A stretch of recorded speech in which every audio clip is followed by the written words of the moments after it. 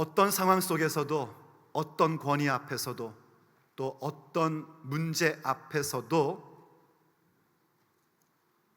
예수님의 능력을 말할 수 있고 그 이름을 선포할 수 있는 담대함이 우리 가운데 나타나시기를 예수님의 이름으로 축복합니다. 우리의 인생 속에 믿음의 생각과 믿음의 체험으로 말미암은 그 누구도 부인할 수 없는 하나님의 일하심, 그 놀라운 표적의 사건이 가득 채워질 줄로 믿습니다. 유대의 관원들, 예루살렘에 있는 지도자들은 매우 기이 여기며 깜짝 놀랐습니다. 전혀 학문적으로 또 종교적으로 정치적으로 배움이 없다고 생각하는 사도들이 너무나도 기탄 없이 말하는 모습을 보았기 때문입니다. 물론 그들이 생각할 때에 그 사도들이 뭔가 전혀 배움이 없고 일자무식이다 그렇게 생각했던 것은 결코 아닙니다. 자신들처럼 전문적으로 프로페셔널하게 율법에 대해서, 가르침에 대해서 배운 적이 없는 사람으로 그렇게 알고 있었단 말입니다. 그럼에도 불구하고 그들 앞에 그들은 기탄 없이 말하기 시작을 하는 겁니다. 그들에게 일어난 사건에 대해서 설명을 하는데 이 사건이 바로 예수 그리스도의 이름으로 이루어졌고 그분이 그리스도 곧 메시아이심에 대해서 담대하게 말하고 있었습니다. 분명히 교육받은 적 없는 사람일 텐데 어떻게 이렇게 말할 수 있을까? 참 신기한 노릇이었습니다.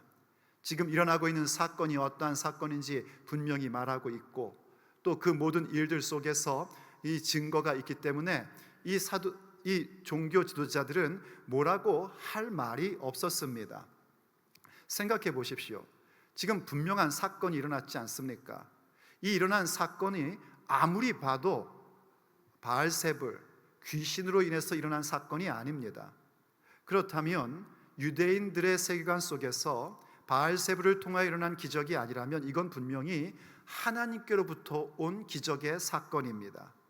더군다나 사도들이 그렇게 기탄 없이 담대하게 말하는 내용인 즉슨 이 일들에 대해서 너희가 우리에게 질문한다면 우리가 답변할 건데 이것은 바로 너희들이 십자가에 내어주고 하나님께서 다시 살리신 나사렛 예수 그리스도의 이름으로 이 사람이 일어나 걷게 되어 우리 앞에 서 있다라고 대답한 것입니다. 그러니 어떻게 하면 좋습니까? 자기들이 아무리 부인하고 싶어도 지금 분명히 일어난 사건이 하나님으로 인한 사건이고 그렇다면 지금 사도들이 한 말도 역시 진리일 수밖에 없는 것입니다. 그래서 그들은 아무 말 하지 못합니다. 어떤 항변도 하지 못합니다. 그러면 그들은 이제 어떻게 해야 할까요? 지금 일어난 사건이 하나님께로부터 온 것이고 그 사건의 초점은 바로 예수님이 그리스도시요 부활하신 분이시며 부활의 소망이 있다는 사실을 알게 되었다면 그들이 할 것은 이것입니다. 우리가 이제 어떻게 해야 할까 하며 주님 앞에 회개하고 예수님을 영접해야 됩니다. 그런데 그들은 그러한 질문을 던지지 않습니다. 오히려 그들이 던진 질문은 이 사람들을 어떻게 해야 할까 하고 질문을 던집니다. 왜냐하면 그들은 알고 있었기 때문입니다. 그 순간 그들이 예수님을 그리스도로 인정하고 예수님을 믿기 시작하면 자신들이 가지고 있는 모든 권력, 자신들이 갖고 있는 기득권, 자신들이 쌓아온 모든 공로들을 한순간에 전부 다 부인해야 된다는 사실을 알고 있었습니다. 그들은 그게 두려웠던 겁니다. 그래서 그들은 자신들끼리 함께 의논을 합니다. 그리고 의논을 해놓고 나온 결과가 무엇이냐면 그들을 협박하여 예수님의 이름으로는 이제부터 어떤 말도 하지 말고 어떤 가르침도 하지 말라고 하자 하는 거였습니다. 그래서 사도들을 불러놓고 예수님의 이름으로 가르치지도 말고 말하지도 말라고 그들에게 얘기하는 것뿐만이 아니라 위협까지 가했습니다. 하지만 그들의 악의적인 질문 가운데서도 담대하게 말했던 사도들은 이 부당한 금지 명령 가운데에도 기탄 없이 과감하게 답변을 합니다. 하나님 앞에서 누구의 말이 듣는 것이 옳은지 판단해봐라. 우리는 보고 들은 것을 말하지 않을 수 없다. 그 모습은 고스란히 담대함의 모습입니다. 그야말로 담대한 믿음을 가지고 선언했고 담대함의 행진을 사도행전으로 기록하며 나아가던 장면입니다. 그 담대함, 그것이 우리에게 필요합니다. 오늘 그리스도인으로 산다는 것 역시 만만한 일은 아닙니다. 이 세상, 우리가 지금 예수님 믿는 것 때문에 잡혀가고 재산을 뺏기는 박해는 없다 할지라도 이 현대 사회 속에서도 내가 분명히 예수님의 사람임을 선언하며 산다는 것은 쉬운 일이 아닙니다. 더군다나 내가 만나고 있는 어려움들, 내가 만나고 있는 이해할 수 없는 그 환경 속에서 예수님 이름의 권세와 능력과 승리를 내 입술로 선포한다는 것은 쉬운 일이 아닙니다. 그 일을 하려면 우리에게도 용기가 필요합니다. 믿음은요, 그 중심이 무엇인가 하니 말씀에 대한 순종입니다. 하나님의 말씀은 우리에게 뭐라고 말씀하시는가? 우리가 잠자코 있거나 조용히 있는 것이 아니라 온 세상 가운데 예수님의 이름을 증거하고 그분의 능력을 선언해야 한다고 명령하고 있습니다. 그 말씀에 순종하려면 우리도 용기가 필요합니다. 우리에게도 담대함이라는 것이 있어야 됩니다. 우리 스스로 발전하여 만들어 놓은 담대함이 아니라 하나님께서 우리에게 심어주시는 담대함이 필요합니다. 그렇다면 과연 이 사도들은 어떠한 믿음으로 말미암아 이 담대함을 갖게 된 것일까요? 그들이 가지고 있는 믿음은 어떠한 믿음이기에 세상의 권세 앞에서도 담대하게 기탄 없이 거침없이 예수님의 이름을 증거할 수 있었을까요? 우리는 어떤 믿음이 있어야 과연 담대함의 행보를 가질 수 있을까요? 오늘 우리가 함께 들으며 우리의 마음판에 새겨야 할 주님의 메시지입니다. 첫째, 우리가 믿음의 담대함을 가지려면 믿음의 생각이 우리에게 먼저 있어야 됩니다. 믿음의 생각을 가져야 됩니다. 그 믿음의 생각은 어떤 생각이냐면 내가 지금 어디에 있든지 어느 순간에 있든지 누구 앞에 있든지 어떤 상황을 만났든지 간에 하나님 앞에 있다는 생각입니다. 코람데오, 하나님 앞에서의 믿음이 우리의 생각 가운데 가득 차 있어야 됩니다. 사도들이 담대한 믿음으로 나아갈 수 있었던 것은 바로 그것 때문입니다. 자신의 삶의 현장 가운데에 지금 이 순간에 자신들이 하나님 앞에 서 있다라는 그 생각이 분명했기에 그들은 믿음의 담대함으로 그 길을 걸어갈 수 있었던 겁니다. 오늘 본문 가운데 그들이 말하는 표현을 보면 그렇습니다. 한번 19절 말씀을 보시기 바랍니다. 베드로와 요한이 대답하여 이르되 하나님 앞에서 너희의 말을 듣는 것이 하나님의 말씀을 듣는 것보다 옳은가 판단하라 하고 말합니다. 누구 앞에서요? 하나님 앞에서. 여러분, 하나님 앞에서의 생각을 갖는 것이 정상적인 생각입니다. 눈에 보이지 않는 하나님이 어디 있느냐 하고 생각하는 것이 사실은 비정상입니다. 하나님 앞에서 생각할 줄 알아야 됩니다. 그럼 우리는 어떤 두려움도 극복하는 담대함이 우리 가운데 나타나는 것을 경험하게 됩니다. 사도들이 두려움이 없었을까요? 사도들이 아무것도 몰라서 그렇게 대범하게 말하며 나갔을까요? 그렇지 않습니다. 사도들은 어린 애들이 아닙니다.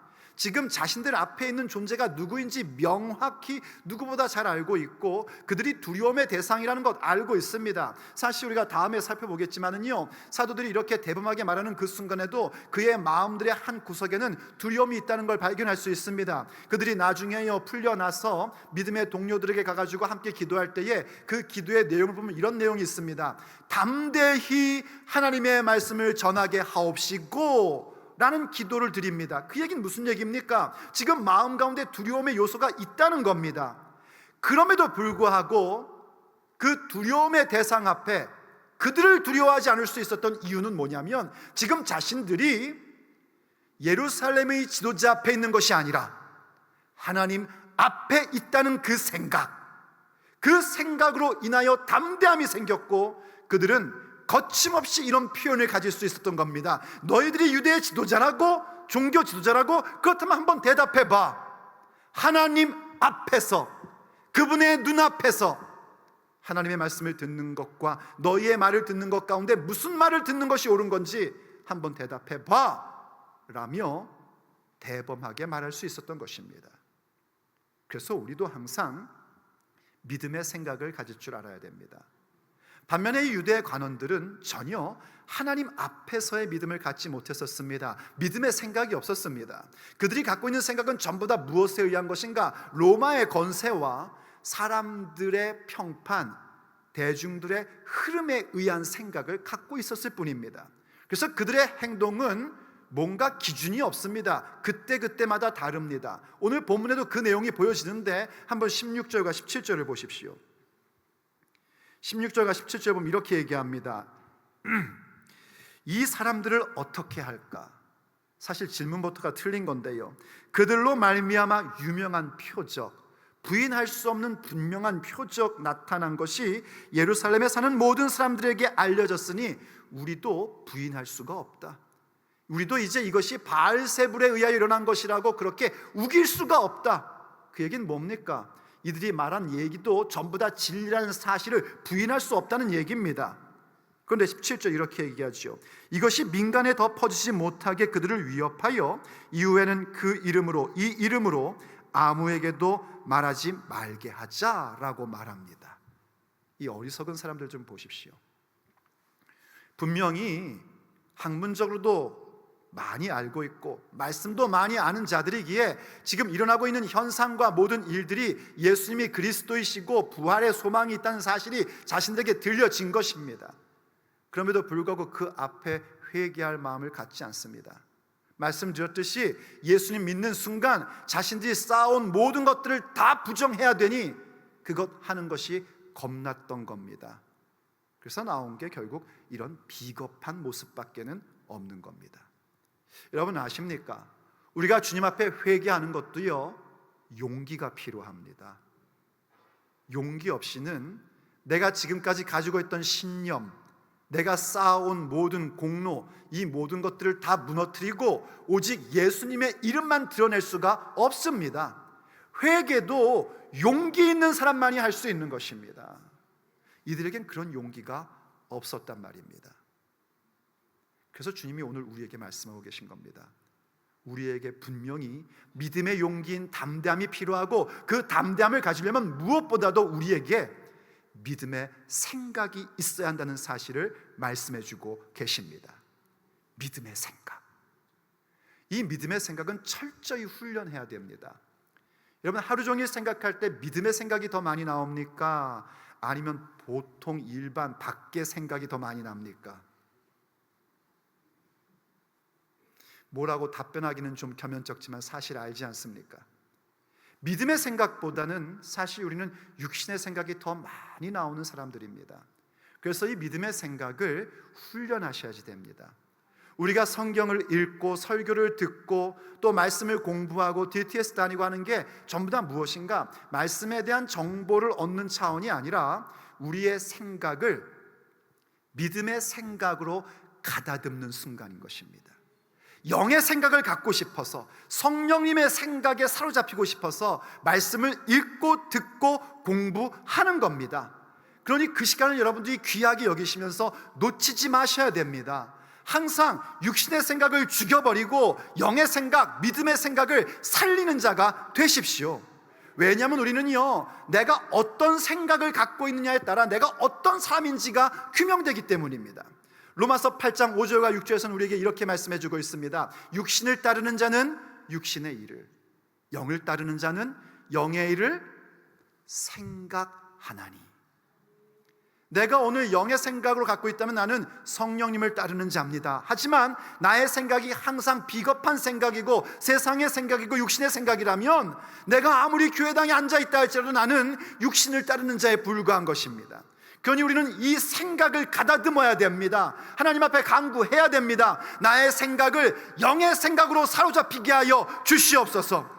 육신의 생각은 하나님의 말씀을 따를 수가 없습니다. 딸을 생각조차 하지 못합니다. 그러나 우리가 영의 생각을 갖고 믿음의 생각을 갖고 나아가면은요, 우린 알게 됩니다. 생각하건대 현재의 고난은 장차 우리에게 올 영광과 비교할 수 없다는 사실이 확신으로 오게끔 되는 것입니다. 그게 담대함입니다. 그 믿음을 갖고 가는 자들은요, 담대하게 거침없이 어떠한 상황 가운데서도 예수님의 이름의 능력을 선포하는 자로 함께 세워집니다. 그러니 주님 앞에 믿음의 생각을 구하셔야 됩니다. 그럴 때 하나님께서는 우리의 인생 속에 주님이 허락하시는 믿음의 체험을 항상 베풀어 주십니다. 믿음의 체험. 그러므로 두 번째, 우리가 담대한 신앙을 가지려면요, 우리에게는 믿음의 체험이 필요합니다. 믿음의 체험을 가지셔야 됩니다. 지금 사도들이 이 유대 관원들, 자신들을 죽일 수도 있는 사람들 앞에 거침없이 말할 수 있었던 이유는 그들은 본 것이 있고 들은 것이 있었기 때문입니다. 보고 들은 바가 있어야지 되고요, 그 보고 들은 바가 사실은 어떻게 돼야 되냐면 성령님으로 말미암아 신앙적 체험으로 승화되어야 합니다. 자, 무슨 말인지 한번 20절을 보십시오. 이들이 이렇게 고백을 합니다. 본문 20절 말씀. 우리는 보고 들은 것을 말하지 아니할 수 없다라고 말합니다. 지금 유대 관원들 앞에 사도들이 말하는 것입니다. 하나님 앞에 어떤 것이 옳은지 판단해 봐라. 지금 하나님 앞에서 하나님이 지금 내 인생 가운데 함께 하시는 것, 지금 이 현장 가운데 계신 것, 너희들 생각해야 된다, 이 얘기를 하고요, 우리는 보고 들은 것 말하지 않을 수 없다. 본 대로 말할 것이고 들은 대로 말할 것이다 하고 얘기한 겁니다. 하지만 여러분, 우리가 조금만 생각해 보면 이것이 얼마나 이들에게 놀라운 변화의 역사인지를 알게 됩니다. 사실 사도들은요, 예전에 예수님께서 육체 가운데 지상사역 하실 때에도 예수님 하신 말씀 많이 들었습니다. 그 귀한 말씀, 모든 사람들이 예수님 말씀 들을 때 이분의 말씀은 서기관들 같지 않네, 율법자들 같지 않네, 정말 권위가 있네 할 만큼 주님의 말씀은 은혜로운 말씀이었습니다. 또 주님께서 행하신 표적들도 참 많이 봤습니다. 물이 포도주로 바뀌는 것도 봤지 않습니까? 오병이어로 5,000명을 먹이시는 것도 봤고요, 날 때부터 눈먼 자 눈뜨게 하시는 것도 봤습니다. 심지어는 죽은 지 나흘이 지난 나사로를 살리시는 것도 봤습니다. 그들은 그런 것을 보면서 주님 앞에 신앙의 고백도 했습니다. 베드로가 대표적으로 고백했죠. 주는 그리스도시요 살아계신 하나님의 아들이십니다 라고까지 고백을 했습니다. 그럼에도 불구하고 예수님이 말씀하신 대로 십자가의 길을 갈 때 그들은 전부 다 도망갔습니다. 예수님을 모른다고 부인했습니다. 분명히 보고 들었는데도 불구하고 그 결정적인 순간에 유대의 권력자들의 위협에, 그들의 권세 앞에, 죽음의 위협 앞에 그들은 두려움에 사로잡혔었고, 그 두려움은 그들로 하여금 예수님을 따르겠다는 결단을 무의미하게 만들었습니다. 예수님을 따를 수 있는 담대함은 없었단 말입니다. 그런데 오늘은 다릅니다. 오늘은 실제로 자신들을 죽일 수 있는 사람들 앞에 자신들이 직접 서 있는 것인데 우리가 보고 들은 것을 말하지 않을 수 없다 하며 대범한 모습으로 나옵니다. 무슨 일이 벌어진지 아시지 않습니까? 부활하신 예수님을 만났습니다. 예수님의 승천을 목격했습니다. 예수님께서 만민에게 복음을 증거하라는 그 말씀도 들었습니다. 그런데 아십니까 여러분? 그럼에도 불구하고 그들은 열흘 동안 복음을 증거하지 못했습니다. 할 수 있는 것은 그저 모여서 기도하는 것 외에는 할 수 있는 게 없었습니다. 예수님의 이름을 증거할 힘이 없었습니다. 하지만 예수님께서 약속하신 대로 성령님께서 강림하시고 그들이 성령의 충만함을 받자 그때부터 그들은 자신들이 지금까지 보아왔던 것이 무엇인지, 자신들이 지금까지 들어왔던 것이 무엇인지를 명확하게 알게 된 것입니다. 그래서 그 모든 경험들이 이른바 믿음의 체험으로 승화된 것입니다.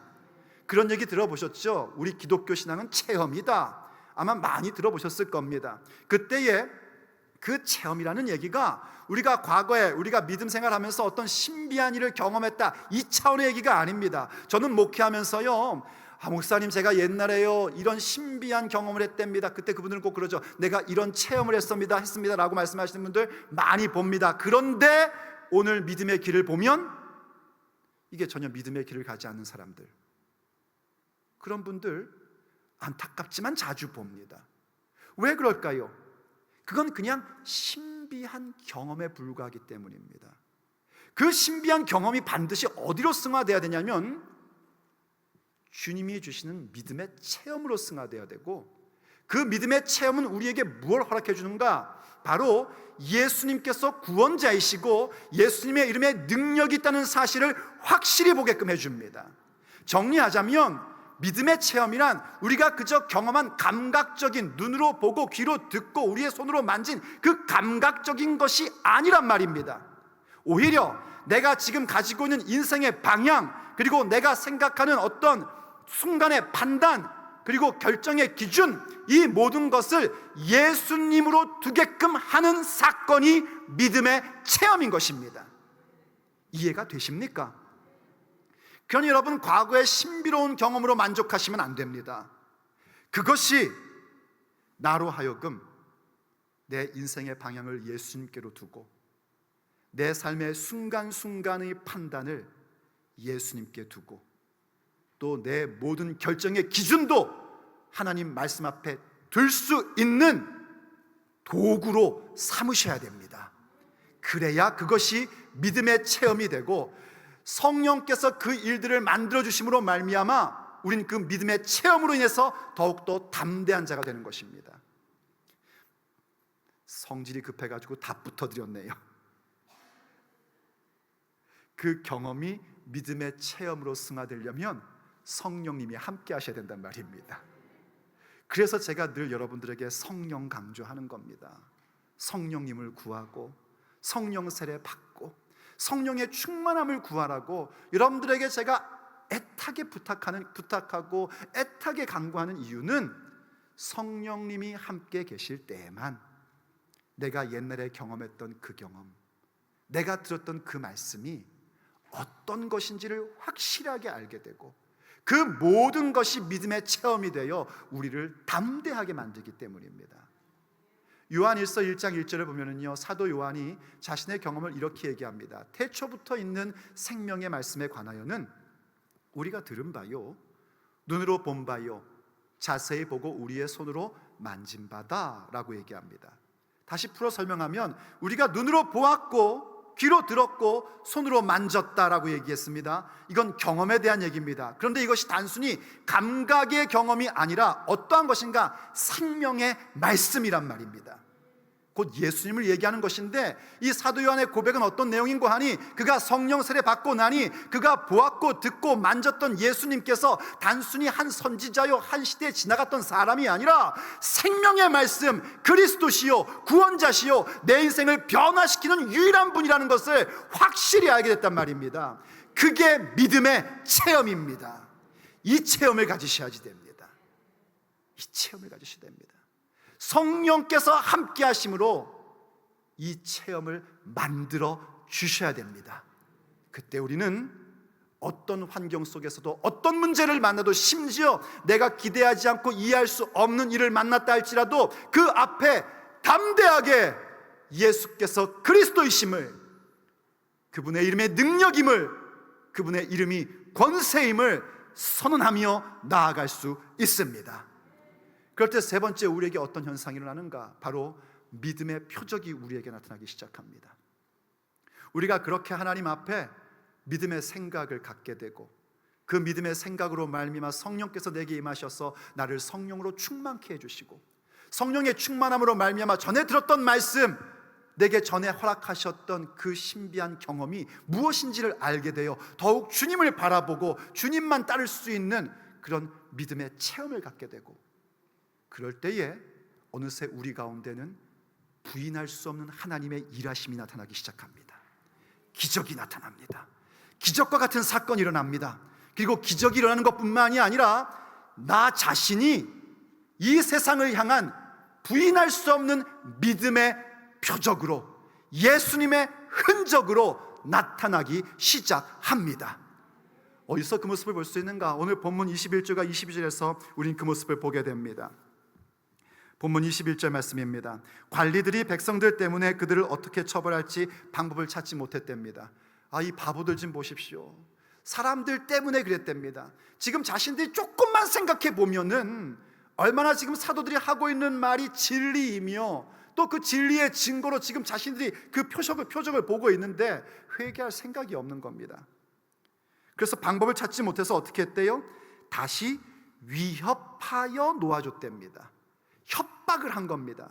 한 번만 더 이 이름으로 말하면 가만 안 둬. 그땐 정말 오늘처럼 그냥 보내지 않을 거야. 아마 그랬을 겁니다. 그러면서 그 이유가 무엇인가? 모든 사람이 그 된 일을 보고 하나님께 영광을 돌렸기 때문이고, 또 22절에서 이 표적으로 병 나은 사람은 40여세나 되었더라 하고 얘기를 해줍니다. 지금 분명히 하나님의 표적이 그들 앞에 있는 겁니다. 그런데도 불구하고 이들은 믿지 않았어요. 참 어리석은 인생을 가는 사람들입니다. 그런데 성경이 22절에서 좀 사족 같은 얘기를 기록해주고 있습니다. 이 표적으로 나음을 입은 사람이 몇 세였대요? 40여세나 되었답니다. 원래대로면 40세 이상이었다라는 그런 얘기입니다. 하나도 안 궁금하잖아요. 그분 연세가 어떻게 되시는지. 그럼에도 불구하고 성경은 그걸 하나님의 말씀으로 기록해주고 있습니다. 왜냐하면 우리에게 생각하게 해주고 싶으신 부분이 있기 때문입니다. 이 사람이 지금 걷게 된 현상이 어린아이가 좀 이렇게 늦게 걷게 된 그런 현상이 아니라는 겁니다. 어린애가 아니었다란 말이에요.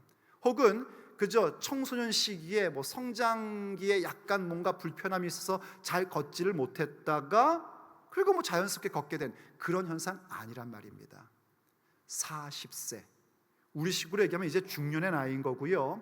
이 성경 시대로 치면은 굉장히 나이가 많은 겁니다. 성경 시대 때는요, 보통 사람들이 15세에서 17세에 결혼을 합니다. 그래서 15세에서 17세에 결혼을 해가지고 첫 아이를 낳는 나이가 그때쯤이랍니다. 그러면 40이면 어떤 줄 아십니까, 여러분? 손주도 볼 나이입니다. 한평생 걷지 못했던 사람이란 말이에요. 그런데 그가 지금 처음으로 걷게 된 것입니다. 그럼 얼마나 하고 싶은 일이 많겠습니까? 얼마나 가보고 싶은 곳이 많을까요? 그런데 그가 사도들과 함께 있었습니다. 밤새 같이 오게 있었는지 아니면 지금 재판장 앞에 그가 온 것인지 그것은 우리가 정확히 알 수 없지만 어쨌든 지금 사도들과 함께 백성의 관원들, 세상의 권세 앞에 자기를 나타내 보인 것입니다. 지금 이 사람들이 사도들을 붙잡아 온 이유는요, 어떻게 해서든지 빌미를 잡아 이들을 벌하고자 함입니다. 때리든지 출교시키든지 사형에 처하든지 뭔가를 하고 싶단 말이에요. 그거 전부 다 알고 있는 겁니다. 그럼에도 그렇다면은 그 모든 예수님의 이름으로 혜택을 받은 자기까지도 똑같은 벌을 받게 될 거라는 것은 분명한 일이었습니다. 그럼에도 불구하고 그는 숨을 수 없었습니다. 그는 이 자리에 있어야만 했었습니다. 그리고 자신을 나타내 보일 수밖에 없었습니다. 왜냐하면 자기 자신이 바로 이 모든 일들의 표적이었기 때문입니다. 지금 그에게 일어난 기적의 사건은요, 그저 못 쓰던 다리가 쓰게 된 것, 안진뱅이가 일어선 그러한 차원이 아닙니다. 그에게 일어난 기적은요, 그저 자신의 삶에 더 나은 삶, 더 편리한 삶이 주어진 차원이 아닌 것입니다. 그에게 일어난 이 기적의 사건은 예수님께서 그리스도시고 예수님께서 부활하셨고 우리에게 부활의 소망이 있다는 것을 보여주는 사인, 그야말로 표적이었던 것입니다. 그래서 그는 그 자리 가운데 있었던 겁니다. 자기의 삶 가운데 일어난 자기에게 보여지는 표적이 아니라 모든 사람들에게 보여줄 수 있는 표적 그 자체로 그 현장 가운데 서 있던 것입니다. 저는 여러분들 가운데 하나님의 기적이 일어나기를 간절히 원합니다. 기적과 같은 사건이 여러분 가운데 가득하기를 예수님의 이름으로 축복합니다. 우린 그게 필요한 사람들입니다. 하나님께서 일어나 걷게 하시고 뼈를 다 붙여주시고 뇌 종양을 제거해 주시고 뇌도 다 회복시켜 주시고 뼈마디도 회복시켜 주시는 그 기적의 사건이 우리 가운데 있기를 간절히 원합니다. 그런데 그 기적이 단순히 우리의 편리한 삶을 위한 것으로 끝나서는 안 됩니다. 그것이 표적이 돼야 됩니다. 예수님을 보여주는 표적 말입니다.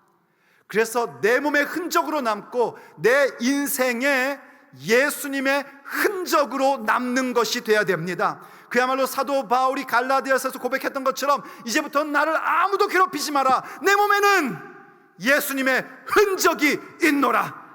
우리도 그 고백을 가질 수 있어야 됩니다. 나를 괴롭히지 마라. 내가 예수님의 이름을 말할 수밖에 없고 그 이름의 권세와 능력을 말할 수밖에 없는 것은 내 인생 가운데에 예수님의 흔적이 있기 때문이다. 일어난 기적 자체가 아니라 나 자신이 예수님의 표적, 믿음의 표적이 되는 그 위대한 사건이 일어나는 것입니다. 그것은 나를 담대하게 뿐만이 아니라 내 주변에 있는 사람들까지도 함께 담대하게 예수님의 이름을 증거하는 놀라운 모습으로 나아가게끔 만들어냅니다. 그때 우리는 이사야 선지자가 했던 것처럼 함께 이렇게 외치는 자가 될 것입니다. 이사야 8장 18절의 말씀입니다. 보라, 나와 및 여호와께서 내게 주신 자녀들이 이스라엘 중에 징조와 예표가 되었나니 이는 시온산에 계신 만군의 여호와께로 말미암은 것이니라. 할렐루야. 저와 여러분이 모든 백성 가운데에, 모든 이 커뮤니티 가운데에 징조와 예표가 될 것입니다. 우리의 모습을 보며 우리의 선포하는 말을 들으며 예수님을 영접하는 자들에게는 사인이 될 것이고, 여전히 그 복음을 거절하는 자들에게는 워닝, 경고가 될 것입니다. 왜냐하면 우리는 분명히 예수님의 이름을 증거하며 그분의 능력과 권세로 살아가는 자들이요, 우리의 몸에, 우리의 인생에 예수님의 흔적을 갖고 있는 자들이기 때문입니다. 그것이 우리를 담대한 자들로 만들어줍니다. 그것이 우리를 하나님 앞에 가장 정상적인 영혼, 담대하게 거침없이 기탄 없이 그 이름의 능력과 권세를 선언하는 자들로 만들어 줍니다. 그러므로 사랑하는 성도 여러분, 믿음의 생각을 구하십시오. 믿음의 여정을 오며 경험했던 그 모든 경험이 믿음의 체험이 될 수 있도록 성령님을 구하십시오. 그때마다 주님의 일하심을 우리는 또 만나게 될 것입니다. 그리고 나 자신이 표적되게 하십시오. 그때에 담대한 믿음의 행진, 사도들의 행전은 우리들의 인생의 행전이 될 것입니다.